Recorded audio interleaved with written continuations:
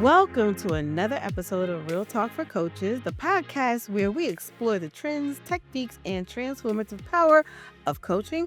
And this week, we're going to be exploring the reset revolution, mastering the art of recentering and coaching. And because there's so much to go over, we're going to forego our bantering. Sorry, I know y'all love our bantering, but we are going to get right in it because there is a lot to cover in this particular episode. So, one, Will, I hope you're doing well. You doing good? Yep, doing good. Awesome. So, we're going to talk about recentering. So, first, I'm going to define it, right? So recentering it has two components, or it could be used in two different ways. So one is bringing the agenda, the coaching discussion back on track, Mhm. because a lot of times, sometimes we kind of go in a different direction. So that's one. The second part of recentering is more about focusing or honing in, centering on maybe something the client is saying, maybe something they're feeling, and being real curious about one single event that's going on in the coaching session. So that's usually the two ways that we look at recentering. Either is to get back on coaching track or to center what's coming up for the client as the main thing in relation to the agenda. Right, right. Because with what can possibly happen is sometimes a client can be focused on one thing and then kind of go on a tangent and go down another road. And so you want to bring them back to the original reason for Mhm. them being there, it being a coaching in the first place. So, but there also could be it can lead to other things as well, but you don't want them to start focusing on something else. You want them to focus on one of the main reasons why they're there. Mhm. And an interesting technique that we use, especially when we wanna hone in on what the client might have said or what they might be feeling, or just centralize a single event that's coming up in the session. So, for example, if a client says, I feel stuck because every time I try to move forward, I start to doubt myself, right? So Mhm. let's say the client says that.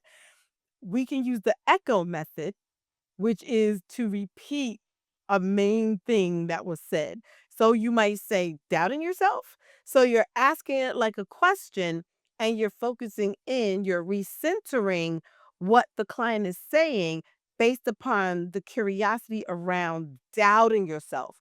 And what will happen, the client will actually pause and begin to elaborate on the doubting themselves, or what does that really mean? What are they really trying to say in the context of their statement? So that's just one method. And I've seen newscasters, like if you watch news or interviews, you'll see that the host will use echoing, and the person that they're interviewing or talking with, they'll repeat it again, and then they'll elaborate Right. on that Yeah. echoed word. Mhm. Mhm. Gives them a time to go a little deeper into whatever it is. You see that, like you say, you see that on the news all the time where they'll say, "Oh, there's touch on one topic," and then it says, "Oh yeah, so such such regards to pink elephants. What were you talking about with that?" And so they'll just dive into that a little bit deeper. Mhm. Or just the echo part. Like if they said pink elephants, Mhm. right? In the context of what they said, the host will go, "Pink elephants?" Right? Or the client might say, "It just never happened." And like, it never happened. So that echoing of a word in a phrase pinpoints or centers that word. The same thing with emotions. Like if the client says, "I'm really feeling frustrated."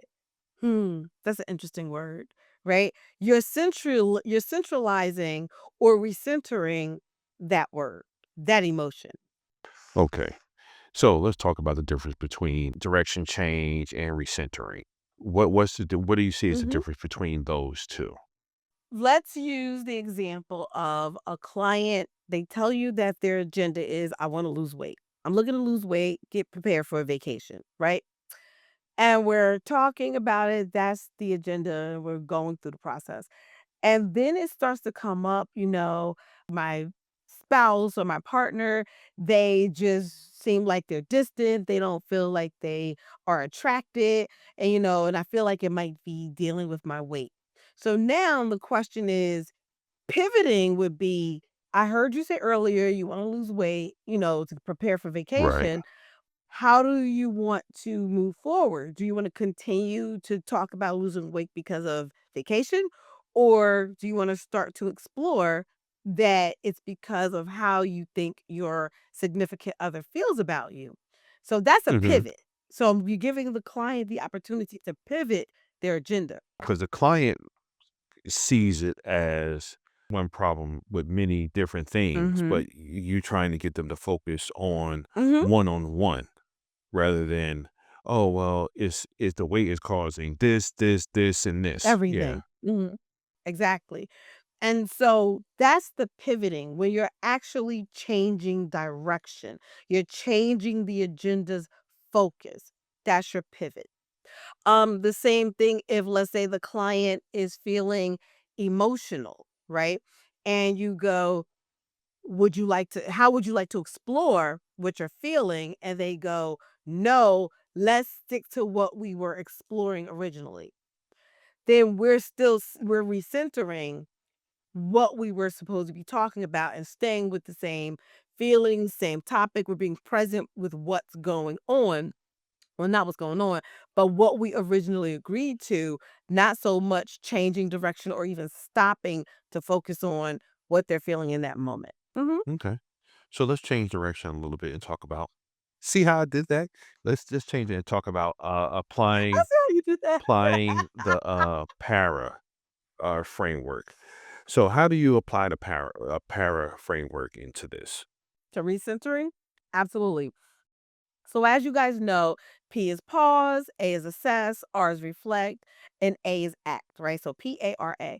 So in the context of recentering, we pause. So the first thing is the coach can call out, and even the client can call out the pause. Like, hey, let's stop for a second. Let's pause for a second, right? Let's assess what the agenda was and what we're really trying to accomplish. So then you assess what did we say, what did we agree the agenda was, what do we want to achieve, what's the outcome, what are we working for? Then we reflect on what do we want to do? Do we want to recenter and get back on track, or do we need to pivot, or do we need to table it? Maybe we need to just stop and table it and come back, right? So with that being said, PAR, when you get to that, then the A, the last A is once you reflected on where we going, what do we want to achieve, then the last A is what do we want to do? What's the action in this?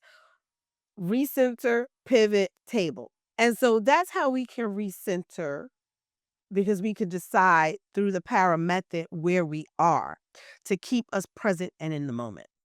Right. Let's talk about practical applications. There are the three essential recentering techniques are the mindful moment, reset mind, the echo question, and the present pause techniques, which you just went over. Of those three, how do you decide which one to use and where? Like, or is there one that you like, you know what? This is like, are there favorites of any of the any of those? Like, or how do you decide which one to use? Well, first, I'm going to answer I do have a favorite. I do like the para model. I use para all the time, like, I really do. So that I will say that is my favorite. With that being said also, how do you choose? That's a great question. I think a lot of it depends on my client, right? Mhm. What type of client am I working with? If I have a very mindful client, I might use the mind model. If I have a more action-oriented client, I use the echo model. The para model is more when I feel like I have a client that tends to bounce around, right? So I might use the para model for a client that does a lot of bouncing around with their agenda. Okay. All right. So when we're doing this, like the echo question when you're using that approach, and does that Mhm. kind of when they start to go down that have you ever had them where they when you echo the question, they start to go down the wrong road? Or is there I don't actually, there's no such thing as a wrong road, correct? Right, right, right. What I mean by the wrong road is because 'cause we're talking about the whole recentering, where they start to go down a particular. Pivoting, like they Yeah, pivot. yeah, Mhm. you try to give them a thing and they be like, "Oh, well, yeah, that starts talking about X, Y, and Z," and you're sitting there like, "Yeah, this is not what we're talking about." Well, but see, but that is the beauty about the core competencies, Mhm. right? As coaches, we don't want to pass judgment, right? Right. That's where we get curious. So the idea here is get curious about what made the client pivot, what made another agenda resurface. That's where we put our coaching skills into play and we start to deep listen and ask the questions, hey, and use recentering. This is a great recentering Uh-huh. opportunity. Hey, earlier you said you wanted to achieve losing weight, but now you're talking about your job and you're talking about, not being able to really eat healthy at your job. Where do you want to focus? So that is the recentering piece when the topic strays away from the agenda. So to the point of no, it's not a wrong road. It's not a wrong road in any way. Our job as coaches is to follow what is the client needing in this moment. Right. I was going to like my next question that you actually just answered. I was getting ready to answer a question of if somebody pivots and they brings up more than one topic, like you said, the whole just hypothetically hold the whole weight thing.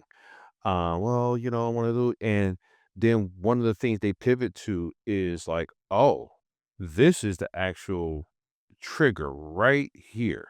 The thing behind the thing. Yeah. Yes. Do you Right. The thing behind the will thing. you Mhm. bring Mhm. that up to them? Will you like give them, Yes. okay. So yeah, that was, and how do you wind up, how do you bring that up to them? How do you say, "Hey, I see this?" Exactly what you just said. I might say, "Hey, I'm noticing something. How do you feel about me sharing it with you?" Or simply, "I'm noticing something. And I would love to give you my ideas about what I'm hearing." Mhm, Right? mhm.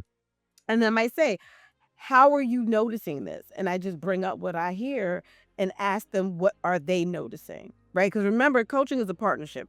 And just like I've said previously, it really is just about being honest and speaking to your clients about what you are observing and that thing behind the thing based upon what they're sharing with you. As always, we are excited that you join us. If you have any questions, any thoughts, any ideas, please feel free to leave them in the comments. Let me know what you've experienced. And if you have a topic you want us to cover, let us know. As always, thank you for listening to Real Talk for Coaches, and we will talk to you next time.